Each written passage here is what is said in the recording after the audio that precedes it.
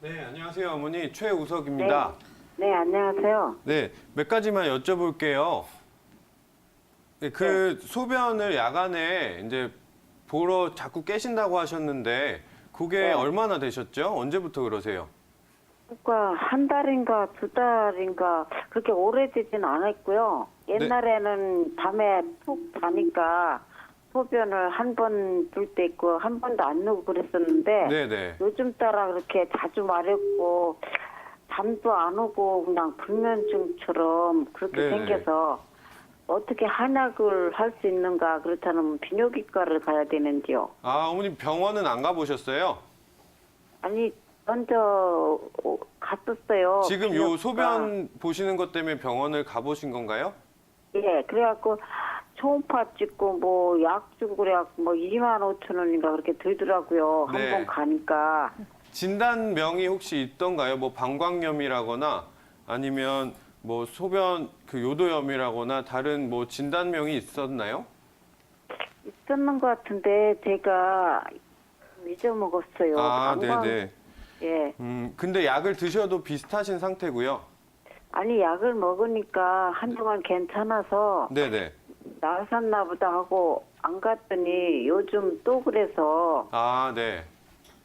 아, 가야 되는데 이거 안 가져요. 그래도. 아, 네. 돈이 어머니 비싸니까. 소변 증상이 보통은 일반적으로 나이 드시면 이제 방광이 좀 예민해지거든요. 네, 그래서 조금만 소변이 차도 요의라고 하죠. 그러니까 소변이 마려운 느낌이 계속 들게 되고요. 예. 그게 이제 시간이 지나고 계속 누적되면 방광이 갈수록 예민해져서 증상이 더 심해지거든요. 그래서 일시적으로 이제 비뇨기과에서 약을 타서 드시면 증상은 좀 개선이 되는데 조금 괜찮다고 해서 치료를 멈추실 것이 아니고 계속 조금 더 병원 약을 타서 드시던지 아니면 한의원에서도 한약으로 치료가 가능하거든요. 소변이나 예. 그런 소변 배출을 잘 해주고 방광에 예민한 거를 좀 감소시켜주는 그런 한약 치료도 할 수 있으니까 근처에 한의원 가셔가지고 좀 치료 받아보시는 게 좋을 것 예, 같습니다. 아버님, 제가 아버님 상담을 도와드릴게요. 네. 예, 예. 아버님께 몇 가지 질문을 먼저 좀 드리겠습니다. 네. 예, 낮에는 낮잠을 좀 주무시나요? 아, 지금 약을 먹고 있는 동안에는 낮잠을 안 잡니다. 이제 예. 잠을 갖다가 그 약을 복용을 하고 있으니까 한 7, 8시간을 자거든요. 예, 예, 예. 그러니까 낮에 잠은 잘 안 오죠. 어쩌다 올 때가 있긴 있는데 잠을 좀 못 자는 날이요. 예. 그런 그리고, 날 빼고서는 지금 약으로 예. 해서 이렇게 먹고 예, 예. 약을 갖다가 안 먹으면은 1시간 자기도 힘들어요. 잘 예, 예. 안 들어요. 잠이요. 알겠습니다. 요 약을 안 드시면 1시간 정도 주무시는 것도 힘들다고 하셨잖아요. 네. 예, 그런 와중에 또 이제 주무시는 수면제를 복용하신 이후에도 중간중간에 자꾸 깨시는지요? 아, 잠약 먹고 한 4-5시간 지나면은 깨요. 예. 새벽에 깨지더라고요. 제가 한 예. 11시 반, 12시면 잠을 자거든요. 예, 마지막으로 아버님의 체중 그리고 키에 대해서 좀 알려주실 수 있으세요? 예, 키는 1m 68이고요. 예, 예. 체중은 지금 67kg, 67kg. 68kg 그 사이 예. 왔다 갔다 합니다. 예, 지금 신경 안정제 드시는 약 말고 다른 약은 드시는 건 없으시고요?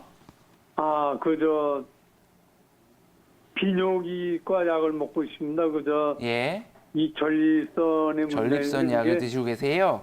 예, 그게 소변이 급하게 마려운 예. 증상 때문에요. 예, 예, 예. 전립선 제가- 그런 건 아닌데, 예. 이게 그게 신경과민이라고 그러나, 예. 그걸 좀 신경을 약간 둔하게 해줘야, 예, 예. 소변도 밤에 덜 만들어지게끔 하는 그런 예, 약을 예, 갖다가 예, 처방해서 이거 전립선 약은 많은 분들이 드시고 계시죠. 네. 제가 아버님께 도움이 될 수 있는 말을 좀 드리겠습니다. 네. 예, 일단 아버님께서 이 택시 운전 일을 하시고 나서부터 이제 시작이 된 거잖아요. 예, 그렇죠. 이게 문제는 우리 몸이 병에 걸려서 불면증이 걸린 게 아니라 아버님께서 일주일마다 패턴이 바뀌기 때문에 우리가 네. 밤에 운전하다가 졸면 안 되잖아요. 네. 그렇기 때문에 이 각성을 해야 되는 상황이 반복이 되면서 나의 네. 몸이 이 환경에 적응을 한 겁니다. 그렇기 때문에 네. 이 불면증이 생겼다고 하지만 사실은 이러한 낮과 밤이 지속적으로 바뀌는 상황이 지속적으로 반복이 된다면 우리는 그런 상황에 적응을 해야 되기 때문에 우리의 잠을 일부러 우리의 몸이 그렇게 세팅이 돼서 잠을 안 오게끔 된 거예요. 그렇기 때문에 이게 아버님께서 원래 그런 불면증을 지닌 상황이 된 것보다는 아버님의 몸이 아버님의 직업에 적응을 했다고 보시면 됩니다. 이러한 네. 상황이 뭐 5년, 뭐 10년 이런 상태로 반복이 되다가 이제 그런 한 환경이 10여 개선이 됐다면 많이 좋아지실 수 있었겠지만 하지만 그 이상 너무 오랫동안 반복을 하셨어요. 그래서 네. 이제 이러한 패턴이 너무나도 오랫동안 반복이 되다 보니까 몸이 거기에 완벽하게 적응을 한 겁니다. 그래서 지금 택시 운전을 마치신, 그러니까 2년 전부터 택시 운전을 안 하신다고 하시지만 몸은 아직도 그걸 기억해가지고 그래서 수면이 되돌아오지 않는 상황이라고 보시면 돼요. 그래서 정리를 해드리면 지금은 규칙적인 생활을 하는데도 예. 잠을 못 잡니다. 몸은 지금요. 거기에 적응이 아직도 돼 있는 거죠. 예. 일부러 약을 안 먹어보면은 피곤해서 못 견뎌 생활을 할 수가 없어요. 예, 맞습니다. 나도요. 예, 이러한 상황에서 제가 좀 정리를 해드리면은 네. 예, 이 지금 아버님의 연세에서 그리고 이제까지 직업을 누적해온 그 시간상으로 봤을 때는 말끔하게 고치기는 사실상 쉽지 않습니다. 예. 네. 하지만 이러한 상황에서 지속적으로 수면 유도제, 신경 안정제를 계속 똑같은 양을 복용하는 것도 사실 그렇게 추천해드리지 않습니다. 왜냐하면 네, 안 좋은지 알지만 신경 안정제는 우리 몸에 여러 가지 부작용을 일으키기 때문에 네. 가급적 끊으면 가장 좋겠지만 끊을 수는 없고요. 끊게 되면 네. 아버님이 워낙에 지금 고생하시니까 끊을 수는 없고 신경 안정제의 복용 양을 줄이는 걸 목표로 하시는 게 좋습니다. 그렇기 때문에 신경 안정제를 줄이시면 아버님의 수면 패턴이 그만큼 힘들어지시잖아요. 그렇게 수면 패턴이 힘든 상황이 야기되는 거를 한약으로서 좀 더 네. 그거를 이제 보충적으로 개선해 드릴 수 있습니다. 예, 추가적인 거는 이제 최 원장님 통해서 설명을 도와드리겠습니다. 네, 아버님. 네. 네, 최우석 원장님도 연결해 드릴 테니까요. 조금만 이야기 들어보세요. 네. 네. 아버님 그 약을 드시고 계시다고 하셨죠? 네. 네, 그 수면제라는 게 원래는 이제 단기적인 스트레스나 불면증 상황에서 복용을 하는 약이거든요. 네. 근데 이제 아무래도 일을 하셔야 되다 보니까 좀 무리하게 오랜 기간 약을 드신 게 지금 문제가 된 것 같고요. 네. 근데 이제 약이 점점 몸에 적응이 되다 보면 약을 안 드시면 완전히 잠이 안 오는 상황까지 되는데 지금 그렇게 이제 진행이 되신 거예요. 네. 그래서 운전을 안 오고 지금은 그냥 쉬고 있으면서 그냥 운동도 하고 그러는데도 이 약을 안 먹으면 잠을 못 자요. 네네. 그래서 그 약을 복용하신 기간이 굉장히 오래되셨기 때문에 그 다시 약을 끊고 생활을 지속하시는 게 방법인데 그거를 적응하시는 기간도 굉장히 오래 걸리실 거거든요. 그래서 네. 조금씩 수면 습관이나 아니면 수면을 이렇게 개선하는 방법들이 있습니다. 그런 것들을 이제 안내를 해드릴 텐데 그런 것들을 네. 좀 지켜가지고 조금씩 네. 개선을 한 번에 확 좋아지는 질환은 아니기 때문에 좀 그런 것들을 그렇겠죠. 개선해서 이렇게 조금씩 약을 줄여 나가고 약을 최종적으로 이제 최소화해서 드실 수 있도록 이제 앞으로 그 네. 버릇을 들이시는 게 필요합니다. 처음에는 굉장히 피곤하실 거예요. 네. 네, 원장님 그렇다면 우리 아버님뿐만이 아니라 많은 현대인들이 잠을 잘 자기 위해서 수면 위생법을 좀 지켜야 할 필요가 있잖아요. 어떤 것들이 있을까요? 수면 위생법이라고 하면요. 이제 아침 기상 시간을 좀 지켜주는 게 중요하고요. 일반적으로 우리 몸이 청결을 유지하듯이 이제 뭔가 몸의 건강을 버릇처럼 이렇게 들여서 이제 청결하게 유지하듯이 수면의 환경이나 그런 상황도 깨끗하게, 그러니까 수면하기 최적의 조건으로 만들어주는 걸 이제 수면위생법이라고 하는데요. 수면위생법은 이제 아침 기상 시간을 일정하게 유지를 좀 해주시고요. 그 다음에 낮잠을 줄이셔야 됩니다. 약을 안 드시고 밤에 못 주무셔서 낮잠이 오더라도 처음에는 그거를 참고 좀 버텨주셔야 밤에 수면이 조금 더 나아지거든요. 그리고 이제 잠이 안 오는데 억지로 침대에 누워 계셔서도 별로 좋지 않습니다. 수면의 질을 위해서는 좀 피곤하시더라도 잠이 안 올 때는 버텨주시고, 그러고 나서 이제 졸릴 때만 침대에서 수면을 하시는 게 좋고요. 너무 잠을 자는데 강박이 생겨서 애를 쓰게 되면 어떤 강박증이나 스트레스 상황이 더 되기 때문에 그거에 대해서도 부담 갖지 마시고 좀 편안한 마음으로 잠을 청하시는 게 중요합니다. 그리고 당연히 이제 규칙적인 운동을 해주시는 게 좋은데요. 주의하실 점은 이제 주무시기 전에, 한두 시간 이전에 이제 주무시기 얼마 안 남기고 운동을 하시게 되면 몸이 좀 항진 상태가 되면서 잠을 방해하는 상황이 되거든요. 그래서 규칙적인 운동을 하시되 저녁 시간 이후로는 피해 주시고 아침이나 낮에 하시는 것이 좋습니다. 그리고 당연히 지금 드시고 계신 수면제나 안정제들 뭐 이런 것들도 점점 줄여나가는 게 좋고, 장기간 복용하신 분들은 이제 한 번에 확 끊기보다는 전문가인 의사 선생님들이나 뭐 분들하고 상담하시고 천천히 줄여가시는 게 좋고요. 마지막으로 이제 술, 담배나 카페인 같은 다른 일상에서 접할 수 있는 약물들도 수면에 영향을 주기 때문에 그런 것도 끊어주시는 게 안녕하세요. 좋습니다. 예, 예. 네, 아버님 상담 도와드릴 최성근 원장입니다. 예, 고맙습니다. 네, 네, 감사합니다. 그러면 위암 판정까지는 아니신 거죠? 안에 이제 암이 되는 걸로 돼 있다 그러더라고요. 그러면은 위암 초기 증상이 위암 1기나 이랬을 수도 있는데 그때 그러면 수술이나 이거 이런 아주 부분은 말씀 시초예요. 못 들으셨나요? 네?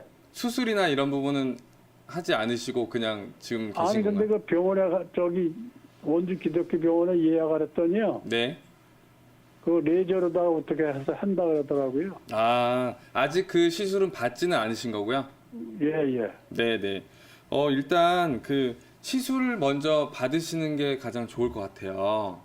한약은 먹지 말고요. 지금 당장은 아니고요. 일단은 어차피 시술 예약을 잡으셨잖아요. 네, 네. 네. 시술 예약을 잡으셨기 때문에 수술 또는 시술을 먼저 받으시는 게 중요하고, 네, 네.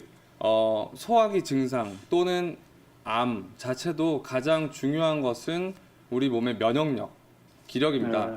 그리고 네. 어떤 시술이시든 시술이나 수술을 받으시고 나서는 아버님 상담해 드리는 아버님의 기력적 부분이 굉장히 떨어질 수 있거든요. 네, 그래서 예. 일단은 떨어지게 되면 그 부분을 보충해주는 한약, 면역력을 높여줄 수 있는 한약을 복용하실 수는 있습니다. 하지만 예, 예. 지금 일단 그런 수술 또는 시술에 잡히셨다면 먼저 진행을 하시고요. 그 다음에 병원의 치료가 끝난 다음에 몸을 조리하거나 이 부분에서 면역력을 높일 때 한약을 복용하시는 것은 괜찮을 것 같습니다. 그리고 예. 경우에 따라 다르기 때문에요. 아버님의 증상에 따라서 어떤지 확인을 좀 해야 돼요. 그렇기 때문에 지금 제가 전화만으로 말씀드리기는 굉장히 어렵고 가까운 한의원에 같이 내원을 하셔서 진료를 받으시기 바랍니다. 그리고 혹시나 해서 말씀을 드리는 건데 어디서 찾아보고 위암에 좋다더라 하는 건강기능식품은 가급적 드시지 않는 것이 네, 가장 안녕하세요. 좋습니다. 시청자님 최예원 원장입니다. 네, 선생님 안녕하십니까? 네, 또 큰 수술을 우선 5년 전에 하셨다고 하셨어요. 네네. 네, 간에 무록이라고 하셨나요? 자네, 예. 네, 간에 무록이 있어서 그거를 떼내는. 네. 예, 머리에 좌뇌 쪽에. 예. 아, 좌뇌. 죄송합니다. 네. 좌뇌 네. 뇌 수술을 하신 거네요. 네, 물혹이 있어가지고. 네. 그래서 그 이후에 후유증으로 우측 편마비가 오셨었고요. 네네. 네. 지금은 재활을 꾸준히 하셔서 현재는 이제 오른쪽을 잘 쓰실 수 있고요. 네. 네. 걸음이 걷는 게 조금 불편한데 네. 그런 것보다는 이렇게 생활하는 도중에 이제 통증이 늘 있습니다. 통증이 좌측에만 있으신가요? 아니 통증은 오른쪽에 있습니다. 네, 죄송해요. 통증 우측 편마비라고 하셨죠? 통증은 네네. 우측이에요. 네. 네, 그래서 현재는 계속 진통제를 드시고 계시는 상황이고요. 네. 네. 진통제인지 선생님. 네. 진통제인지 그건 제가 지금 약은 잘 진통제는 선생님이 아니라고 하시는데요. 네, 네. 약을 하루에 3번 먹고 있어요. 아, 네, 3번 드시는 중이고요. 네. 네, 통증이 어떤 네네. 뭐 이렇게 콕콕 찌르는 통증도 있고 저리는 통증도 있고 처음에는 이렇게 늘 있는 통증은 시려요. 시린 통증이군요. 계속 네. 시리다가 이제 약 먹는 시간을 놓치면 네. 이제 이게 마비 증상이 와서 이 감각이 거의 없어요. 아, 네. 그래서 이제 약을 아차 싶어서 보면 약 시간이 지났거나 네. 뭐 안 먹었거나 하면 견딜 수 없어요. 그러시구나. 내 발이 아닌 것 같아요. 네, 그러시구나. 우선은 이제 다리 쪽으로 시리신 거죠? 일단 지금은 이제 제일 많이 불편한 건 오른쪽 다리, 발바닥이 제일 심해요. 발이. 발바닥이 제일 심하시고 몸 네, 가운데에서 발바닥이. 멀수록 더 심하시다, 그죠? 네, 네 맞습니다. 네. 그래서 시린 통증이고 약발이 떨어지면 거의 감각이 마비 정도로 올 네네. 느낌으로 그렇게 심하시고 혹시 키와 몸무게가 어떻게 되실까요? 네, 60 조금 넘고요. 네. 60kg 정도 돼요. 네. 그러면 적정한 몸무게신 것 같고요. 네. 지금 드시는 약은 아까 말한 다리 통증 시린감 때문에 드신 약 외에 혹시 뭐 당뇨약이라던가 고혈압 약이라던가 이런 걸 드시는 게 있을까요? 그런 건 제가 전혀 없고요. 네. 같이 복용하는 그 약이 그 신경 안정제라고요. 신경 안정제요? 네. 네, 같이 주시더라고요. 네. 그러시고 혹시 이제 다리 쪽하고 무릎, 발바닥 이쪽은 시린 통증이 있으시다고 하셨잖아요. 네. 네. 혹시 그러면 이 위쪽으로는 네네. 열증 증상이 있으실까요? 뭔가 얼굴이 홍조가 올라간다던가 아니면은 좀 뭐 가슴이 답답하다던가. 네. 저기 오른쪽 팔 이쪽 부분도 시려요. 오른쪽 팔도 네, 시리시고요. 팔도 이렇게 좀 긴 팔 안 입고 하면 네. 계속 이렇게 차가운데 이제 조금 다리보다는 덜 하니까 네. 계속 또 팔을 많이 움직이고 있고. 네. 근데 이제 열감은 네. 제가 좀 더웠다가 네. 또 추웠다가 네. 이제 그게 자주 반복을 네. 신경을 좀 쓰면 네. 좀 긴장되면 좀 더웠다가 또 금방 추웠다가 이건 좀 있어요. 네, 네, 네. 네. 그러면 제가 봤을 때는 우선 이게 큰 수술의 후유증이고 그게 뇌수술이니까 네. 이게 좀 다리와 팔 쪽으로 내려가는 감각신경 쪽으로 지금 그러니까 운동 쪽은 완벽까지는 아니지만 어쨌든 재활이 되셨지만 이런 감각이 지나가는 신경의 통로들은 아직 100% 재활은 안 되신 것 같아요. 네. 네, 그래서 이제 맞습니다. 실제로 춥지는 않지만 추위를 느끼시는 거잖아요, 그죠? 네, 그쵸. 그래서 이 감각신경을 재활을 하는 방법이 필요한데요. 네, 운동은 사실 우리가 이렇게 움직여주면 되는 게 재활이지만 신경은 이걸 느껴야 재활이 되잖아요. 그래서 이제 좀 다른 감각, 이게 통증 감각이고 냉온을 느끼는 감각이긴 하지만 이제 팔이나 다리 쪽에 직접 침을 계속 꾸준히 맞으시게 되면은 그 통증을 그 시린 감각과 어머니 말씀하신 그 마비 감각을 좀 계속 침을 맞고 부항을 하시고 뜸을 뜨시고 그것들 자체가 신경에 대한 일종의 자극이에요. 꾸준히 자극을 주는 것 자체가 재활이 되시니까 재활을 그렇게 침 치료로 인해서 재활을 꾸준하게 하시면 조금 좀 회복이 되실 것 같습니다. 그리고 좀 전에 제가 말씀드린 상열한 증상이 있으시기 때문에 요거 이제 한의원에 가셔서 침 맞으시면서 꼭 보약을 좀 같이 드시면 좋을 것 같아요. 네.